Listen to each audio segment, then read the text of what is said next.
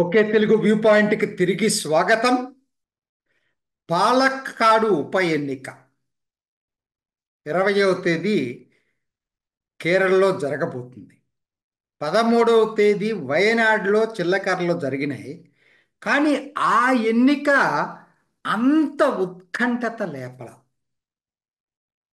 కానీ 20వ తేదీ పాలక్కాడు ఎన్నిక ఎవరు ఊహించని పద్ధతుల్లో కేరళ మొత్తం కూడా చాలా ఉత్కంఠగా ఎదురు చూస్తూ ఉంది. ఏం జరగబోతుంది ఇక్కడ?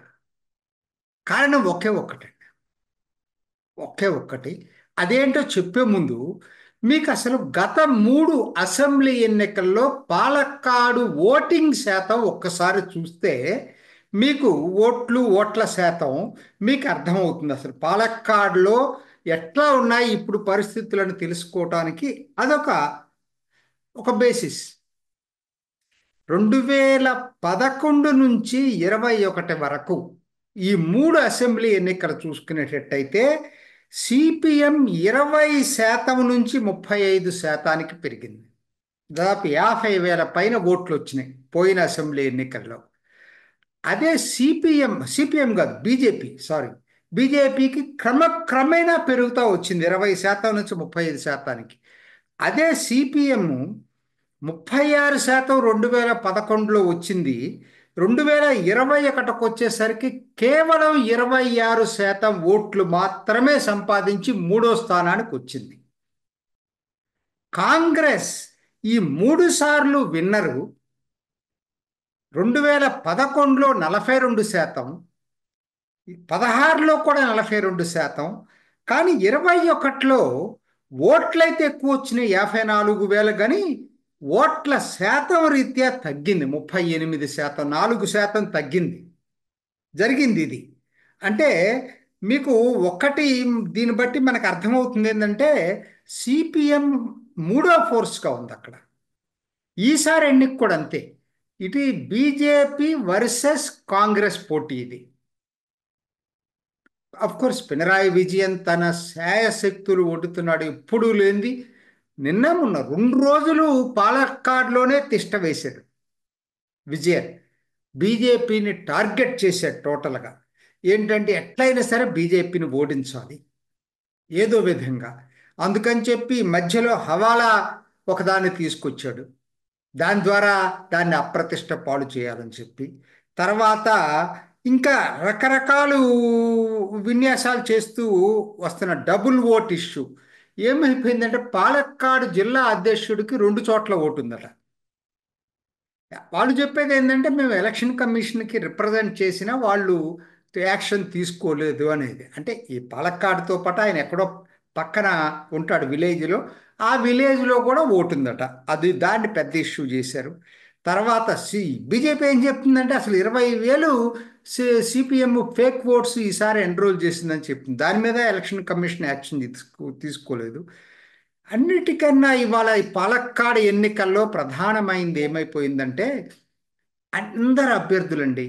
అది మినహాయింపు లేదు. ఇవాళ కాంగ్రెస్కి సరీన్, ఇవాళ సిపిఎం మద్దతు ఇచ్చి ఇండిపెండెంట్గా పోటీ చేస్తున్న సరీన్ కాంగ్రెస్ అభ్యర్థి అని అందరూ అనుకుంటే యూత్ కాంగ్రెస్ ప్రెసిడెంట్ రాహుల్ మమూత్ కూల్ని తీసుకొచ్చి పెట్టారు అక్కడ. అదో పెద్ద చర్చనీయాంశమైంది, వివాదాంశమైంది. పాపులరే రాహుల్, కాకపోతే ఆయన కన్నా కూడా ఈయన సీనియర్. సరైన ఎప్పటి నుంచో ప్రయత్నం చేసుకుంటున్నాడు. సరైన రాజీనామా చేసి ఇప్పుడు ఇండిపెండెంట్గా పోటీ చేస్తే సిపిఎం మద్దతు ఇస్తుంది. నిజం చెప్పాలంటే అభ్యర్థుల్లో ఒక విధంగా కీలకం కృష్ణకుమార్ నేటివ్ అతను. అక్కడే ఆర్ఎస్ఎస్ కార్యకర్తగా మొదలై అతను అక్కడే పనిచేస్తూ వచ్చాడు. తర్వాత అయితే ఇవాళ అటు కాంగ్రెస్ సిపిఎం కలిసి టార్గెట్ సిపిఎం చేయటానికి ప్రధానమైంది ఏమైపోయిందంటే సందీప్ వారియర్. ఎవరైనా సందీప్ వారియర్ అనేది అతను సిపిఎం రాష్ట్ర కమిటీ సభ్యుడు, చాలా పాపులర్ స్పోక్స్ పర్సన్, చాలా అద్భుతంగా మాట్లాడగలడు. అతను ప్రతి పాయింట్ డేటాతో పాటు ఎక్స్ప్లెయిన్ చేయగలడు. బాగా పాపులారిటీ సంపాదించాడు. ట్విట్టర్లో ఆయనకి 3,17,000 ఫాలోయింగ్ ఉంది. చాలా పాపులర్ అయ్యాడు ఆయన. ఇవాళ సిపిఎం బీజేపీకి రిజైన్ చేసి నిన్నటికి 2 రోజుల క్రితమే కాంగ్రెస్లో చేరాడు. ఒక్కరోజు క్రితమే కాంగ్రెస్లో చేరాడు. అది సిపిఎంని బాగా దెబ్బతీయటానికి ఉపయోగపడుతుంది అనేది కాంగ్రెస్ శ్రేణులు చెప్తా ఉన్నారు. అయితే నేను అనుకోవట్లేదు. ఎందుకంటే చెప్తాను. నిన్న ఆయన ఎవరిని కలిశాడు వెళ్ళి? పానక్కాడ్ హౌస్, అంటే తంగల్ ఫ్యామిలీ, ముస్లిం లీగ్ అధ్యక్షుడు ఉంటాడు కదా, అతన్ని వెళ్ళి కలిశాడు అక్కడ మాలప్పురంలో. నేను కూడా ఏ బీజేపీ క్యాడర్ కూడా దాన్ని హర్షించదు. సో కాబట్టి అది పెద్ద ఇష్యూ అవుతుందని నేను అయితే అనుకోవట్లేదు.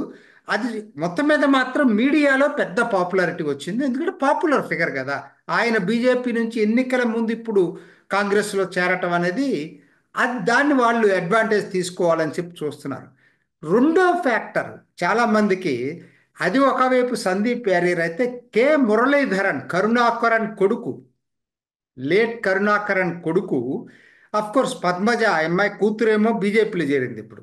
ఈయన మొన్న త్రిశూర్లో పోటీ చేసి ఓడిపోయాడు లోక్సభకి. ఈయన మొత్తం మీద రాహుల్ క్యాండిడేట్ని వ్యతిరేకించినటువంటి వ్యక్తి. ఎందుకనంటే రాహుల్, ఆ యూత్ కాంగ్రెస్ ప్రెసిడెంట్ కరుణాకరన్కి చివరికి ఈవిడ పద్మజ చేరినప్పుడు పద్మజ తల్లిని కూడా విమర్శించాడు. అది జీర్ణించుకోలేకపోతున్నారు కరుణాకరన్ ఫ్యామిలీ. అదొకటి ఉందనుకుంటే, ఇప్పుడు ఈ సందీప్ వారియర్ చేర్చుకోవద్దని కూడా ముందుగా ప్రకటనలు ఇచ్చాడు మురళీధరన్. సో ఇప్పుడు ఆయన ఏం చెప్తున్నాడు? ఓకే, డెసిషన్ తీసుకున్నారు కాబట్టి నేను బద్దులై ఉంటానని చెప్తాడు. కానీ ఇవన్నీ పనిచేస్తాయి కదా ఆయన ఫాలోయర్స్. ఎందుకంటే ఆయన త్రిశూర్ అనేది పాలక్కాడ్కి దగ్గర, వాళ్ళ ఫ్యామిలీకి కూడా కనెక్షన్స్ ఉన్నటువంటిది. సో ఇక్కడ ఆయన ప్రభావం ఖచ్చితంగా కరుణాకరన్ శిష్యులు మాత్రం జీర్ణించుకోలేరు. కాంగ్రెస్కు హోల్ హార్టెడ్గా పనిచేయలేకపోయారు. అది కాంగ్రెస్కి దెబ్బ. సో ఇలా బీజేపీ ఏంటంటే ఈసారి చాలా ప్రతిష్టాత్మకంగా తీసుకుంది, చాలా ప్రతిష్టాత్మకంగా. శోభా సురేంద్రన్ అంతకుముందు పోటీ చేసింది అక్కడ. ఆవిడ అందరూ అనుకుంటున్నారు ఆవిడ సీట్ ఇస్తారన్నారు, ఇవ్వలేదు. అంత మాత్రాన ఆవిడేనా ఇప్పుడు ఆవిడ కీలకంగా పాలకాట్లో పనిచేస్తుంది.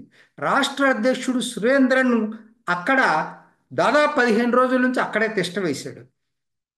మూడోది, ఈ మునంబం ఇష్యూ ఇష్యూ దీనివల్ల క్రిస్టియన్ ఓట్లు తక్కువే ఉంటారు అక్కడ పాలక్కాడ్లో. కానీ వాళ్ళు కూడా కీలకం కాబోతున్నారు. ఎలా జరుగుతుంది అనేది ఏం చేయలేం. అల్టిమేట్గా బీజేపీ గెలవాలంటే ఒకటేనండి, ఆల్రెడీ వాళ్ళ ఓట్ బ్యాంక్ ఏదైతే ఉందో హిందూ ఓట్ బ్యాంకు, దాన్ని మ్యాక్సిమైజ్ చేసుకోగలగాల. అదవరకటి కన్నా దాంట్లో ఓటింగ్ పర్సంటేజ్ పెరగాల. That is the basic point. మిగతా అన్ని సెకండరీ. ఎందుకు చెప్పాల్సి వస్తుందంటే, ఇంత చేసుకున్నా కూడా మరి metro man Sridharan most popular. ఆయన తీసుకొచ్చి పెట్టిన 3,500 చిల్లరతో ఓడిపోయింది. కారణం ఏంటో చెప్తా. అసలు ఎందుకు ఇది కీలకం ఈ ఎన్నిక, అది చాలా ఇంపార్టెంట్. ఎందుకు ఇది కీలకం? ఎందుకనంటే ఇప్పటి వరకు బీజేపీకి ఉన్నటువంటి అవకాశం ఏంటంటే, 2 సార్లే గెలిచిందండి మొత్తం చరిత్రలో. కేరళలో 2016లో తిరువనంతపురం దగ్గర నేమంలో ఓ రాజగోపాల్ గెలిచాడు. కానీ ఆయన టవరింగ్ పర్సనాలిటీ. సో దానివల్ల అతను గెలిచాడు. కాబట్టి ఈ ప్రత్యర్థులు ఏం చెప్తున్నారు, దీన్ని మనం జనరల్ ట్రెండ్ కింద తీసుకోలేము, అది ఓన్లీ అన్ ఎక్సెప్షన్ అని చెప్తున్నారు. ఓకే, ఒప్పుకుందాం. 2024 లోక్సభలో త్రిశూర్ లోక్సభలో సురేష్ గోపి గెలిచాడు, పక్కనే పాలక్కాడ్ పక్కన. మరి సురేష్ గోపిది కూడా ఏం చెప్తున్నారు, అతను సినిమా యాక్టర్గా, రెండోది పాపులర్ ఫిగర్గా, అతనికి పార్టీకి అతీతంగా చాలా మంది ఓటేశారని చెప్తున్నారు. కాబట్టి ఇది జనరల్ ట్రెండ్ కాదు, మినహాయింపు అని చెప్తున్నారు. మరి పాలక్కాడ్ గెలిస్తే ఏం చెప్తారు? ఎందుకంటే పాలక్కాడు కృష్ణకుమార్ ఏమి సెలబ్రిటీ కాదు, సీనియర్ నాయకుడు కాదు, కమిటెడ్ కార్యకర్త ఆయన. ఈసారి గనక పాలక్కాడ్లో గెలిచేటట్టయితే బీజేపీ, కేవలం ఇది పార్టీ గెలుపు, క్యాడర్ గెలుపు. మొట్టమొదటిసారి పార్టీ ఇమేజ్ తోటి గెలిచిన నియోజకవర్గంగా ఏర్పడింది ఇది. అంటే ఇప్పటికే మీరు 2024 లోక్సభలో ట్రెండ్ చూడండి. 11 అసెంబ్లీ స్థానాల్లో బీజేపీకి మొదటి స్థానం వచ్చింది లోక్సభ ఎన్నికల్లో. సో అయినా దాన్ని ఎవరు లెక్క చేయట్లా, గెలిచి చూపించండి అంటున్నారు. పాలక్కాడ్లో కనుక గెలిచేటట్టయితే బీజేపీ మాత్రం కేరళ రాజకీయాలు మారిపోతున్నాయి. కేరళ రాజకీయాలు మారిపోతున్నాయి. ఎందుకంటే బీజేపీ అధికారికంగా కేరళలో ఎంట్రీ అయినట్లెక్క.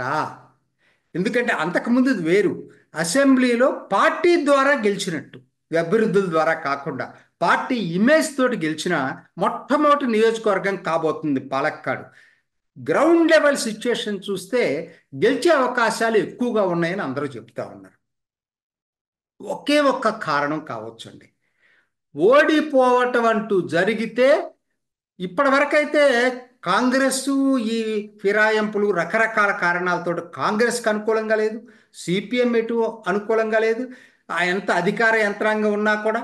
మరి బీజేపీ గెలిచే అవకాశాలు ఉంటే ఒకే ఒక్క కారణంతో ఓడిపోయే అవకాశం ఉంది. ఏంటంటే ఒక్కసారి 2021 ఎన్నికలు చూద్దాం. మెట్రోమాన్ శ్రీధరన్ గెలుస్తాడు అనుకున్నప్పుడు అక్కడ ఏంటంటే కేరళలో 100 ఓట్లు కూడా చాలా కీలకం అవుతాయి. అలా ఉంటాయి, డివైడ్ అయిపోతారు జనం పార్టీల తరఫున. సో కాబట్టి ఇవాళ 2021 ఏం చేసిందంటే మెట్రోమ్యాన్ శ్రీధరన్ గెలుస్తాడనుకున్నప్పుడు సిపిఎం 5,000 ఓట్లు అటు నుంచి ఇటు మార్చేసింది. వాళ్ళకి పడాల్సిన ఓట్లు కాంగ్రెస్ కేసి మెట్రోమ్యాన్ శ్రీధరన్ని ఓడించింది. 3.5 వేట్ల తర్వాత ఆయన ఓడిపోయింది. ఈసారి కూడా అది జరిగే అవకాశం ఉందా? ఇది అందరి మనసుల్లో తొలుస్తున్నటువంటి ప్రధానంగా అనుకుంటుంది ఇది. మరి ఏం జరగబోతుంది? సిపిఎం ఈసారి కూడా, ఎందుకంటే సిపిఎం గెలిచే ఛాన్స్ ఉండదు, కాంగ్రెస్ గెలిచే ఛాన్స్ ఉంటుంది. సో పోటీ బీజేపీ వర్సెస్ కాంగ్రెస్కే ఉంటుంది కాబట్టి సిపిఎం ఓట్లు కాంగ్రెస్కు షిఫ్ట్ అవుతాయా ఈసారి కూడా? కాకపోతే పరిశీలకులు ఏం చెప్తున్నారంటే ఈసారి షిఫ్ట్ కావటం అంత తేలిక కాదు అంటున్నారు. ఎందుకంటే విజయన్కి అసలు ముప్పు వస్తుంది షిఫ్ట్ అయితే మాత్రం. సిపిఎం గనక 3వ స్థానం వచ్చేటట్టయితే ఎట్లయినా సరే పోటీలో ఉండాలని చెప్పి విజయన్ నిర్ణయించుకున్నాడు. అందుకని లైఫ్ అండ్ డెత్గా తిరిగాడు నేను 2 రోజులు కూడా. అటువంటిది ఇప్పటికే 26% పడిపోయింది పోయిన ఎన్నికల్లో సిపిఎం ఓట్ బేస్. 26% నుంచి గనక ఇంకా తగ్గి కాంగ్రెస్కి ఓట్లు బదలాయించేటట్టయితే డిపాజిట్లు గల్లంతయ్యే అవకాశం ఉంది సిపిఎంకి. అదే గనక జరిగితే సిపిఎం రాజకీయ ప్రకంపనలు వాళ్ళ పార్టీలో మొదలవుతాయి. అది విజయానికి ఇష్టం లేకపోవచ్చు. ఓడినా గెలిచినా బదలాయించకుండా పోటీలో నిలబడటానికే విజయన్ ఈసారి పనిచేస్తాడనేది రాజకీయ పరిశీలన అనుకుంటున్నాడు. అదే జరిగితే బీజేపీ గెలుపు ఖాయం. కాకుండా సిపిఎం ఓట్లు బదలు చేస్తే బీజేపీకి ప్రమాదపు ఘడియలు ఉన్నాయి. ఏది ఏమైనా పాలక్కాడు ఉప ఎన్నిక కేరళ రాజకీయాల భవిష్యత్తు నిర్ణయించబోతుంది. ఇది ఈనాటి ఓకే తెలుగు వ్యూ పాయింట్. మరొక ఎపిసోడ్లో మళ్ళీ కలుసుకుందాం. నమస్తే. చూసారు కదండి, మరి ఈ వీడియో కనుక మీకు నచ్చినట్లయితే ఒక లైక్ కొట్టేసి మీ అభిప్రాయాన్ని కూడా కామెంట్ బాక్స్లో తెలియజేస్తూ ఇలాంటి ఇంట్రెస్టింగ్ అప్డేట్స్ కోసం మా ఛానల్ని సబ్స్క్రైబ్ చేసుకోండి.